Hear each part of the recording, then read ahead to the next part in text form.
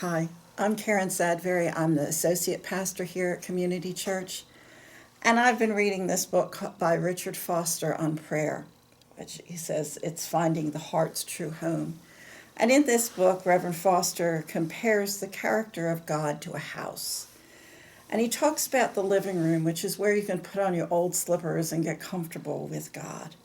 Or the kitchen, which he calls the room of friendship, where chatter and batter mix in good fun. The dining room of God's strength, where we feast to our heart's content. In the study, we learn God's wisdom, and we grow and stretch, and we can ask all the questions that we want to. The workshop of his creativity, where we can be co-laborers with God in making creation more what God planned it to be.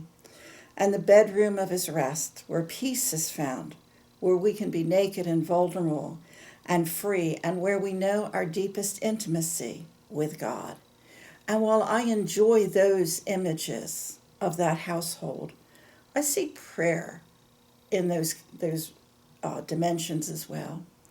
The living room I see as a more formal spot where we have our memorized prayers, whether it be the Lord's Prayer or Now I Lay Me Down to Sleep, or whatever prayers we learned probably in our youth.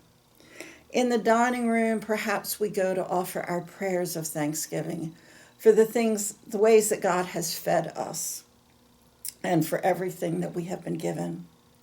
In the bedroom, we lay everything down before God so that we can rest.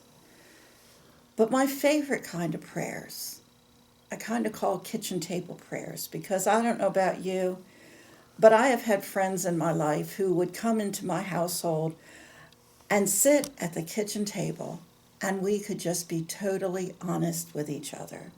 We could talk about important things, we could talk about unimportant things. But we both knew that what we shared was safe with each other and that we weren't being judged. There could be dishes in the sink, there could be crumbs on the floor, but it was the relationship that's more important than anything else. And so I encourage you, and I find comfort in those kitchen table prayers, where they may not be fancy, they may not be eloquent, but I know that I am safe in sharing all of my hopes and dreams, my fears and heartbreaks with the one who created me. Amen.